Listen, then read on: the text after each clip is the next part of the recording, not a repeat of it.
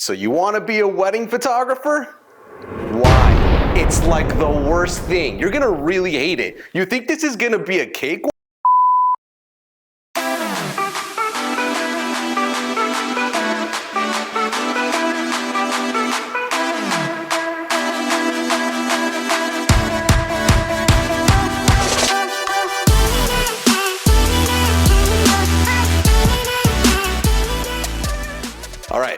All right, I've calmed down a little bit. I'm really sorry about that, but yeah, I'm a little passionate about wedding photography. It's something I've been doing for 17 years. So yeah, when people say they want to be a wedding photographer, I can get a little triggered, if you know what I mean. But yeah, so now that we've got that out of the way, I'm gonna put a little disclaimer here in case that you don't want to continue watching this. Wedding photography is really, really difficult. And I'm not just saying it because I don't want you to become a wedding photographer. I don't want the competition. No, it has nothing to do with that. It's a really difficult job to do, not only because the photography portion is hard, but you're more than just a photographer on the wedding day. You're somebody who has to calm the clients down if they're having a bad day, make sure the timeline is going right, make sure to get the right photos that they want, make sure all of the family is captured, make sure everything is backed up properly, and then make sure that you deliver everything on time. It's a huge, huge process.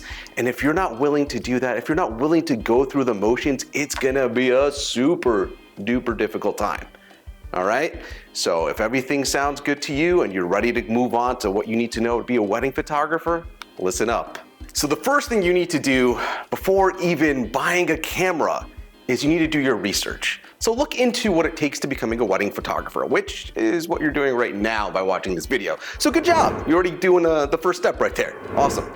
But after you've learned a little bit about what it takes to become a wedding photographer, then you have to kind of take the steps into what's called assisting first, okay? Now, what you really want to do is go onto Facebook groups or Reddit groups and find photography forums that are there. Join those photography forums for the photographers that are in your area or town or vicinity that you're willing to travel to. Make friends with them, try to introduce yourself, and then you want to assist under them. The last thing you want to do is go buy a very expensive camera, not know how to use it, and then go shoot a wedding that you're gonna ultimately ruin because you don't know what to do. Okay, so you want to assist for at least a year under somebody who knows a little bit about what they're doing, somebody who's been in the industry a few years, and that can actually just kind of teach you the ropes. Assisting will help you not only get to know what it takes to do a wedding day, but it also helps you learn new techniques from that photographer. And that also plays into the part of learning from multiple photographers. So don't just assist with one person, try to find multiple other people that will help you get there, because assisting is the easiest and best way to learn. Now, after you've assisted for quite some time and you've learned a lot about photography from those photographers, the next step is to get the gear. Now, listen, a lot of people are gonna tell you Nikon or Canon or Fuji, some even Pentax. Don't listen to any of that, especially the Pentax part. But you want to choose whatever fits you. Now, what fits you, you just have to try it out. Go to a camera store, try out some cameras, get different people's opinions. Every camera has a different type of feel, a different type of way it works, and find the one that works best for you. Now, you're gonna have to get 2 camera bodies. Yes, 2, you heard me correctly. Why? It's because if one breaks or fails, which does happen quite a bit, you have another to go to. I myself, I carry 4 cameras on me on any given day. Why? Is because if one breaks, I have another. If that breaks, I have another. I'm kind of OCD like that, but you don't have to be like that. You just have to have 2 really good cameras on hand. And those 2 cameras need to have 2 memory card slots. Yes, because you want to do what's called a redundant backup. If you take a photo, it backs it up not only on one card, but the other card. So if something happens to that one card, you have a backup on the second. I speak from experience, it happens, okay? Not only that, you also want to make sure to get good memory cards. I know it's super tempting in the beginning to want to go and get the cheapest memory cards to save on your budget because you don't have a lot of money right now, but trust me, it's going to be worth your while to invest in good gear, okay? Any photographer will tell you that is super important, okay? Now, after you've got the camera gear, you've got the lighting gear that you need to light up a reception room, now it's time to take on second shooting jobs, okay? So you've moved from assistant to second shooting. So what you want to do now that you have all of the gear and you've established a good relationship with other photographers from assisting them is you go back to those other photographers that you worked with and you say, hey, I have the camera gear. I believe that I've learned quite a bit from you. Can I start second shooting? And a good amount of them will say, hey, sure, we'll start you off. Maybe we'll get you on third shooting jobs just so I get the idea that you're able to do things correctly. And then we'll put you on second shooting jobs. Third shooting jobs are just kind of like you're there to kind of capture things, but you're not really dependent upon. All right. Second shooting jobs is like you're covering the groom, all of the photos from the morning that are happening when he's getting dressed and all that stuff like that. That's fully dependent on the second shooter. The second shooter's job is not only to get the stuff that the first shooter can't get, like the groom prep, but get details, sometimes cocktail hour photos.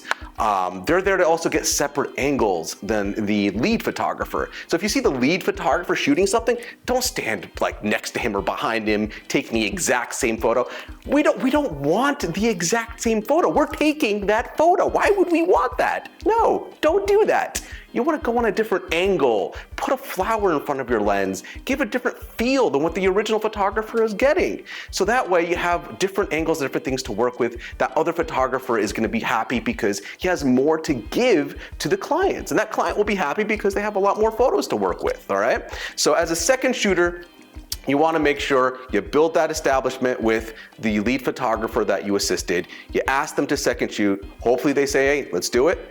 Then when you're second shooting, your main primary focus should just be get the stuff you need to get. Groom prep, details, cocktail hour photos, if they request that, and then separate different angles than the lead photographer, unless they specifically request you to get those angles. Again, you are there to support the main photographer, not to fill your portfolio, which brings up the next point. You need to ask the lead photographer that you're shooting for if it's okay to use the images that you take for your portfolio. Remember, they are not there to get you extra work. They are there to support you and help you financially as a job, but again, your job is to help them, not the opposite way around. Now, after you've done photos with that lead photographer, you started second shooting, you did everything good, you've been there for a while, you're comfortable now shooting some weddings, okay? Now it's time to lead or associate shoot, otherwise known as. So what you want to do now is go back to that photographer again, say, hey, I can lead shoot for you now if you want. So if you have some extra jobs that come in that you can't take care of, I'll do it, okay? And if he's comfortable with you or she's comfortable with you, they'll say, hey, let's do it, okay? And you'll get some extra work. Now, when you lead shoot for another person, it's a whole different ballpark because everything falls on you, okay? You have to make sure everything's captured. You are covering bride prep and most likely on different types of occasions, also groom prep, okay? So that means that you have to schedule your time properly. Usually you get about an hour to do bride prep. That means you have to get all of their details, the dress, the shoes, the bouquet, the rings, the flowers, all of those things fully captured before the bride wears anything at all. Also find time to do makeup shots as well. Your goal as a lead photographer is to tell a story from start to finish. Then go to groom. You gotta do the same thing for the groom. All of his details photographed by himself. Then you gotta also photograph the groom with like his guys, if he has groomsmen there. Best man helping him out, dad helping him out, all of those things. Again, tell the story. Portraits, you have to do solo portraits, you have to do couples portraits, you've got to do bridesmaids photos, groomsmen's photos, all of the bridal party together, all of the family photos. That means have a list. You should have a list of people who want to be in the photos. Grandma, Grandpa, Uncle Bob, Aunt Sue, Scruffy the dog. I don't know who's there, but it's happened. I've seen dogs in the weddings. You've assisted, you've second shot, you've associate shot for a company, and now it's your turn. So what do you need to start doing your own thing? Well, now that you have all of the experience that you ever need, you've done everything you could possibly do to get that experience so that you don't have to mess up on your own end. What do? So you have all the gear. Now you have to make sure you have a website and a social media presence, okay? So first things first, You go, sign up for a website server, whatever it may be. It could be GoDaddy, it could be Squarespace, whatever the case is. And then you start building your website. You use portfolio work, which again, you have to go back and you have to ask those photographers that you shot for if you can utilize some of the photos that you took. Some of them will say, yeah, they just want to see what you're going to post first, and then, go ahead and showcase that. Now, if none of the photographers let you do any of that, what you want to do next is you want to start offering your services in order to start building your portfolio. Now, listen, nobody wants to tell you to start offering your services really low. You don't want to shoot weddings at a low cost. The main reason is because the more weddings you do at a low cost, the more that you bring down the industry, okay? You don't want to have people look at you and be like, oh my gosh, who's this guy coming in here charging, $500 for a wedding, and his work is actually pretty good. What the heck is he doing? You don't want to start off that way and start building that reputation, because it's really hard to dig yourself out of that hole. So what you want to do is start doing what's called styled shoots, okay? Styled shoots is a way for you to get portfolio work without having to actually do a wedding for cheap. So the best thing you could possibly do is either make a post online or try to get yourself with a wedding planner that knows different types of models or people that can do a styled shoot for you. So they'll all get dressed up in a fake wedding gown and a fake tux, and then you could do portraits and you can showcase those photos on your website, okay? And also on your Instagram and Facebook and whatever else may be. So once you have a social media presence and you have a website, then you can start pushing your services, okay? Now, when it comes to booking, this is the biggest pain for everybody, okay? There's gonna be times where you're booking out the door, that your year's looking great, you're throwing money in the air, you're riding sports cars and whistling at people. I don't know what people do, I don't know. Anyway, there are times like that. And then there's gonna be times where you're not even getting a single email. Nobody seems to be interested in you, and you have nothing going on. Trust me, even me with 17 years of experience, I still go through that. There are days where I wonder if I'm even doing the right thing. And you're gonna have those days too. But the key thing is consistency, okay? The key thing is you don't give up, you don't question who you are, and you keep going strong, okay? Now, as long as you have all those things down, you will eventually start booking your own weddings. And now that you've already established how to do weddings with other photographers, okay, you could start doing it on your own. And when you start doing it on your own, you're gonna be getting a rapport with not only your clients, but with yourself. You're gonna have this whole routine going where you know exactly, boom, I need to do this, and you do this, and you do this.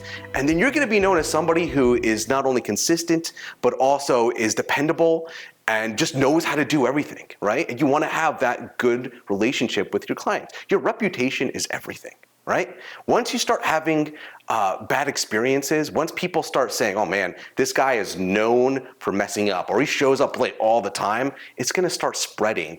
And bad news always goes faster than good news, all right? So your biggest thing is make sure your reputation is solid, okay? And finally, the last possible thing that you need to do as a wedding photographer to be the best of the best wedding photographer is don't stop learning. The minute that you think that you're the best and you can't possibly get any better is the minute you fail. When you keep learning, you keep growing. And you could just change the industry. Who knows? You might learn a completely new technique just by trying out new things and learning up, different situations from different people. And you might change how the industry is done. And you might just advance it. Who knows? But you'll never know if you stop learning. If you feel like you're the best, you're gonna be the worst, all right? And that's everything you would need to know to be a wedding photographer. Mine is probably a few things, and I'm sure I'm gonna get comments on that and whatever. But that's the majority of what you need to know to become a good wedding photographer.